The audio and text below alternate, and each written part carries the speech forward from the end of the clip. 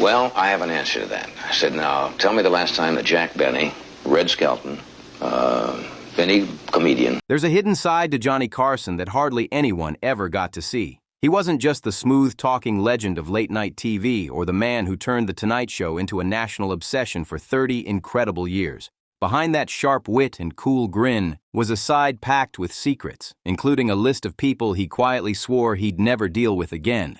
Before his final days, Carson dropped a shocking confession to a few trusted insiders, a revelation that left everyone speechless. He admitted there were 7 guests he disliked so intensely that he made sure they were banned from ever stepping foot on his stage again. Some were Hollywood icons, others were personal friends who crossed a serious line.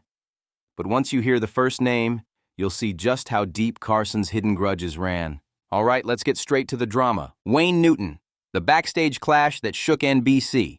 Out of every guest who ever sat across from Johnny Carson, no one lit his temper quite like Wayne Newton. This wasn't some rumor whispered through tabloids. This was a real-life clash that nearly tore through the walls of NBC itself. Newton's story sits right at the top of the list for one explosive reason. He did what nobody else dared. He stood up to Johnny Carson face to face, ready to throw down words in the halls of the very network Johnny ruled.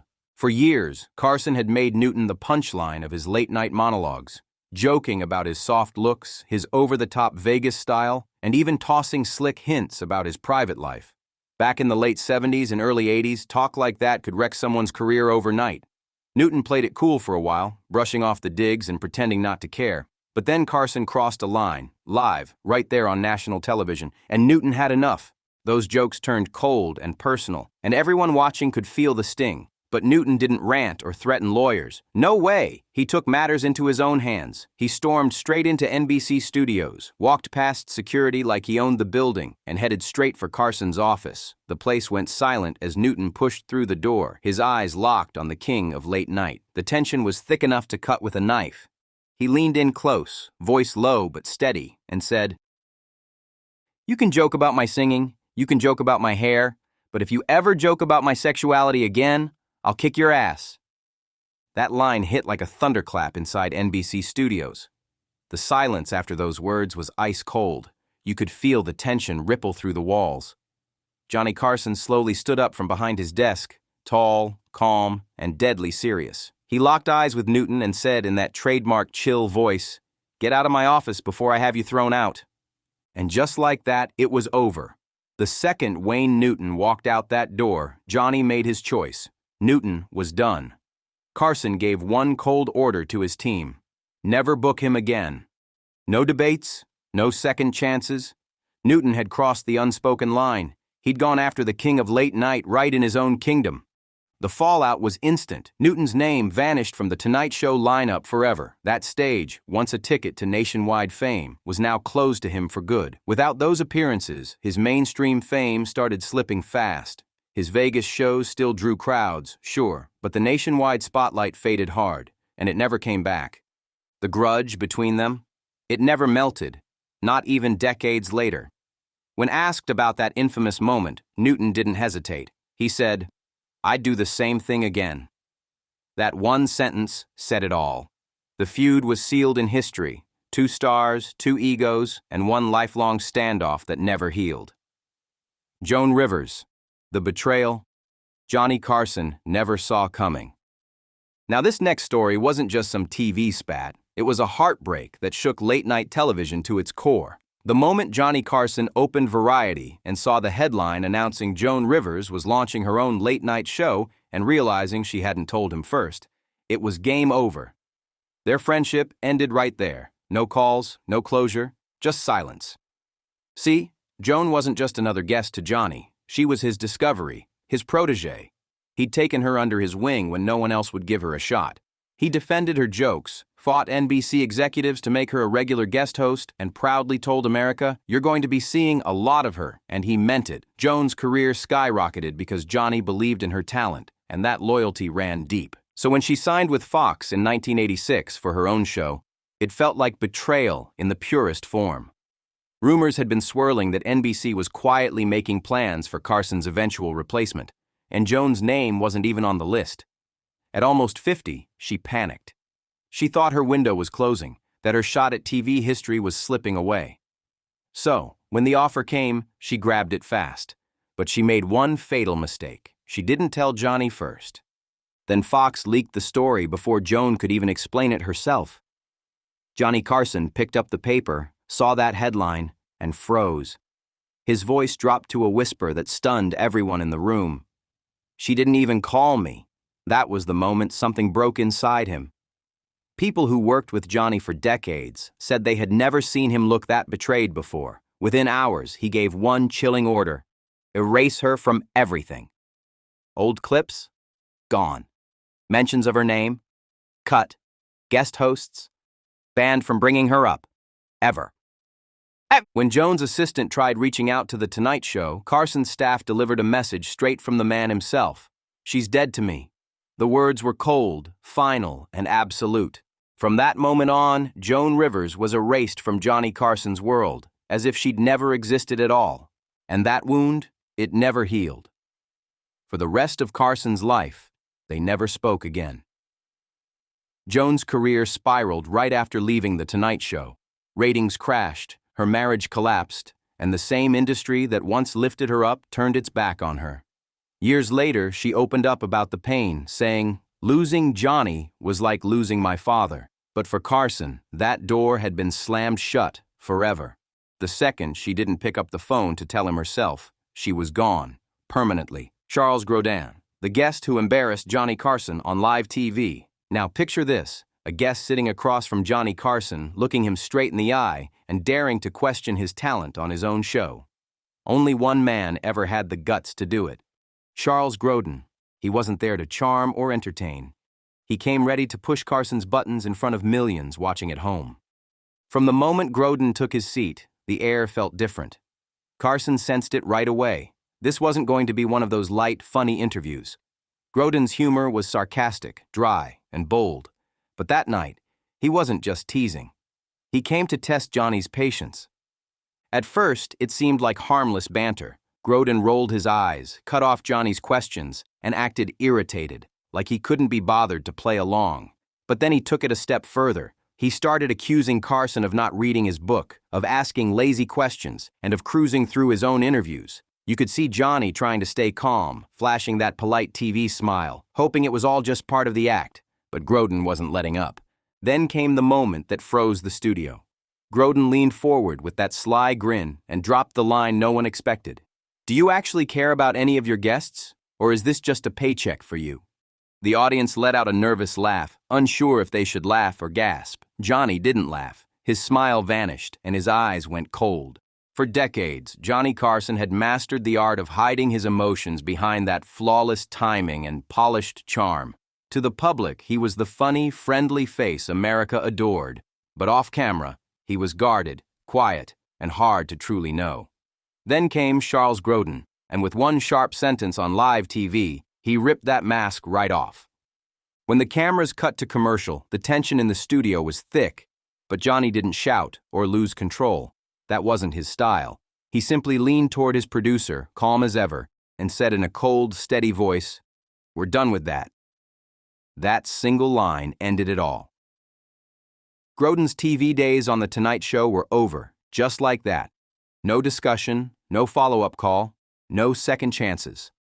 For Johnny, this wasn't about one uncomfortable joke. It was about respect. Respect for the seat he earned, the show he built, and the image he protected for decades. Grodin thought it was just another bit of edgy comedy, but Johnny saw it as crossing a sacred line. And once that line was crossed, there was no coming back. Years later, Grodin finally admitted, "Maybe I went too far." But by then, it didn't matter. The damage was permanent. That bridge was burned down to dust, and Johnny never looked back. Next up, Shelley Winters, the night she threw a drink in Johnny's face. Some TV moments explode so fast and so unexpectedly that they freeze the whole room. And Shelley Winters gave The Tonight Show one of those wild nights no one ever forgot. It was chaos, so real, so raw, that Johnny Carson made sure it would never happen again. From the second Shelley walked onto that stage, something felt off. The audience could sense it, and Johnny could too. She wasn't her usual confident, glamorous self. The Hollywood icon who usually lit up the screen seemed tense, uneasy, and on edge. Carson, always the pro, tried to keep things light, steering the chat with his usual mix of humor and charm. But the vibe kept slipping. Then came the spark that lit the explosion. Johnny cracked a soft, harmless joke, the kind that would have normally gotten a laugh. But this time, Shelley's expression changed in an instant. Her smile vanished, her eyes went cold, and before anyone could even react, she grabbed her glass of whiskey and launched it straight at Johnny Carson's face. The audience gasped so loud it echoed through the studio. You could have heard a pin drop. Johnny just sat there, stunned, whiskey dripping down his suit, his expression frozen in disbelief. For a man known for staying calm no matter what, this was one of the few times Johnny Carson truly lost that legendary cool. Millions of viewers at home watched the unshakable king of late night sit there, drenched, humiliated, and completely speechless. As soon as the cameras cut to commercial, the real storm hit. Johnny stood up, furious, soaked, and stone silent. He didn't crack a joke, didn't say a word, just turned and walked straight off set. The crew scrambled while security rushed in, escorting Shelley Winters out of the building before the show even came back from break. No explanations, no apologies. She was gone.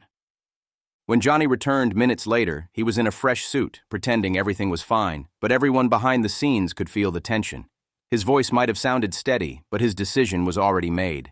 In that cold, controlled tone that meant business, he told his producers, never book her again. No debate, no second chances. Shelley Winters was done, banned from The Tonight Show for life. To Johnny, it wasn't just about a glass of whiskey. It was about respect. You didn't embarrass the host, you didn't disrespect the stage, and you definitely didn't turn live TV into a personal attack. Shelley had broken every unspoken rule in one reckless, fiery moment, and Carson wasn't about to let that slide. That shocking moment became one of the most infamous in late-night history. Shelley Winters never returned to The Tonight Show, and Johnny never once considered lifting the ban. To him, that whiskey wasn't just a splash, it was an insult to his pride, his professionalism, and the spotless image he'd spent decades protecting.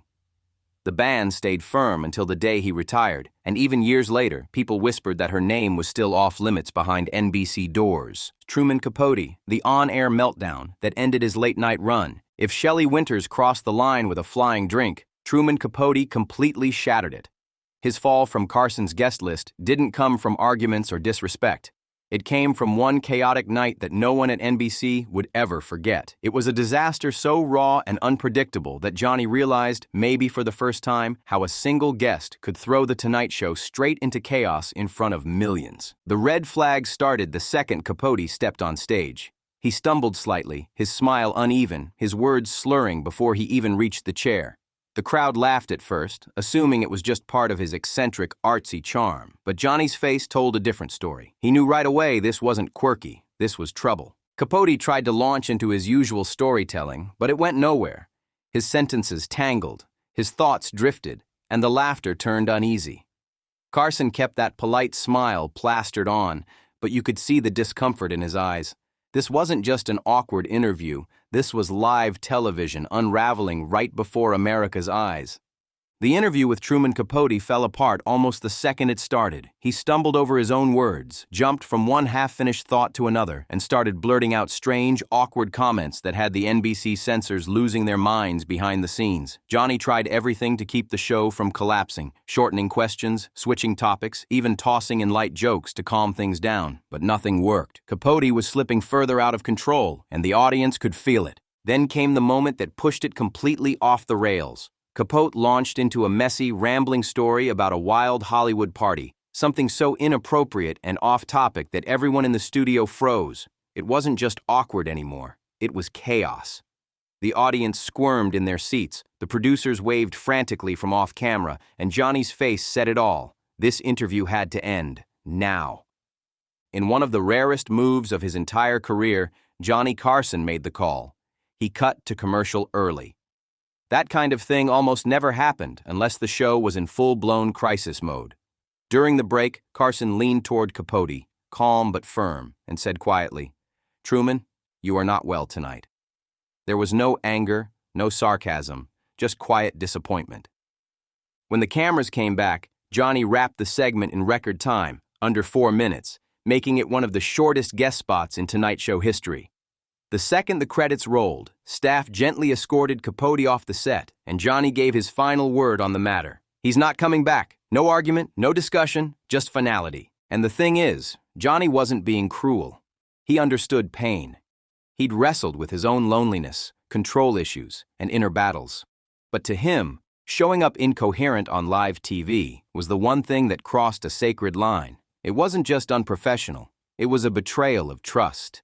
When a guest melted down on his stage, it didn't only damage their own reputation, it made the entire show look sloppy, and it made Johnny look like he couldn't protect the empire he'd built over 3 decades of hard work and perfection. By the end of his reign, Johnny Carson's Tonight Show throne seemed untouchable, a fortress of class, timing, and pure television mastery. But behind that calm smile and silver wit, there was a side of Johnny Hollywood insiders whispered about, a mental list carved into his memory, a blacklist of people who'd crossed him one time too many. It wasn't written down, but everyone in the industry knew it existed. The rule was simple: embarrass Johnny, betray his trust, or break the unspoken code of respect that ruled his stage, and you were finished. No calls, no forgiveness, no way back. Every name on that secret list shared one brutal thing in common. They'd all pushed Johnny Carson past the point of forgiveness. And while The Tonight Show kept shining with laughter, applause, and perfectly timed jokes, Johnny never forgot a single slight. Don Rickles, the roast that crossed the line. Don Rickles and Johnny Carson had one of the wildest friendships in showbiz history. 2 comedy giants who could trade insults like heavyweight boxers and still walk away laughing. Rickles was famous for roasting everyone, from movie stars to politicians, and somehow making it hilarious every single time. But one night, he swung too hard, and even the king of late night didn't find it funny. It happened during a guest appearance that was supposed to be lighthearted. Out of nowhere, Rickles barged into one of Johnny's sketches, completely uninvited. He started mocking Johnny's lines, cracking jokes about his delivery, and calling him wooden while the crowd roared with laughter. On camera, Johnny smiled through it like a good sport, but anyone who knew him could see the fire building behind that grin. When the lights went down and the credits rolled, everything changed. Backstage, Johnny's tone dropped ice cold. He looked at Rickles and said flatly, "You don't ever interrupt my act again." That wasn't a joke. That was a warning. Rickles, being Rickles, laughed it off like it was no big deal, but deep down, he knew the mood had shifted for good. Johnny didn't ban him, not officially, but after that night, the invitations started to fade. Rickles appeared less and less, and the once tight bond never quite bounced back. Even the master of insults learned the hard way. There was one man in Hollywood you never roasted too hard, and his name was Johnny Carson. The blacklist that wouldn't die. By the late 80s, Johnny's mysterious blacklist had become legendary in the entertainment world. Everyone whispered about it. Agents warned their clients, producers handled bookings with extra care, and publicists prayed their stars wouldn't end up on the wrong side of Carson's temper. Wayne Newton, Joan Rivers, Charles Grodin, Shelley Winters, Truman Capote, 5 huge names, 5 careers that took serious hits because of one man's quiet power. What made it so chilling wasn't what Johnny said. It was what he didn't say. He never ranted. He never bragged about cutting people off. He simply erased them. No mentions, no reruns, no invites, gone like they never existed. And in Hollywood, that kind of silence carried more weight than any public feud ever could. Behind the curtain, why Johnny's grudges cut so deep. To outsiders, it looked cold, maybe even ruthless. But those who truly knew Johnny Carson understood there was pain under that polished exterior. His grudges didn't come from arrogance, they came from hurt. He spent his life building walls to protect himself from betrayal. His childhood was distant, his marriages ended in heartbreak, and the stage became the only place he felt fully in control. So when someone crossed that line, when Joan betrayed his trust, when Grodin challenged his pride, or when Capote turned his show into chaos, Johnny didn't just see it as disrespect to The Tonight Show. He took it personally. To him, those moments weren't about show business. They were personal wounds carved deep beneath the charm and the laughter. The legacy lives on. When Johnny Carson finally stepped away from The Tonight Show in 1992, he left the stage exactly the way he wanted, with class, control, and 0 loose ends. He never looked back at the feuds, never reached out to mend fences, and never offered forgiveness. Once Johnny made up his mind, that was it. final. But even though those grudges stayed buried, his influence lived on in every host who followed him. From Letterman to Leno, from Conan to Fallon, they all learned the same golden rule from the master himself. Protect your stage, protect your image, and never let anyone make you look weak or foolish on your own show. Johnny's quiet code became the unspoken blueprint of late-night TV, and it still shapes the game today. Truman Capote? He never stepped foot on The Tonight Show again. That one disastrous night destroyed his credibility and closed the door to America's biggest platform for good. Without Carson's couch, Capote couldn't promote his books or projects like before. His once charming public image crumbled, leaving behind a sad shadow of what he'd been. One night, one meltdown, and everything changed forever. Johnny, on the other hand, didn't waver for a second. He never revisited the decision, never questioned himself, and never softened his stance. Those bands stayed in place, firm, quiet, and absolute, right up until the day he retired, and even long after, people in Hollywood still whispered about the power of his word. So now that you've heard it all, the 7 guests Johnny Carson secretly banned from The Tonight Show, here's the big question. Which story shocked you the most, and do you think any of them really deserved it? Some say Johnny was right to protect his throne, others believe he went too far. What's your take? Drop your thoughts in the comments below, because I want to hear what you think. And if you loved uncovering these hidden Hollywood tales, make sure to like, comment, and subscribe. It helps the channel grow and keeps these untold stories alive for everyone who loves a little behind-the-scenes drama. Don't forget to hit that notification bell so you never miss a new drop. And as always, thanks for watching and see you in the next video.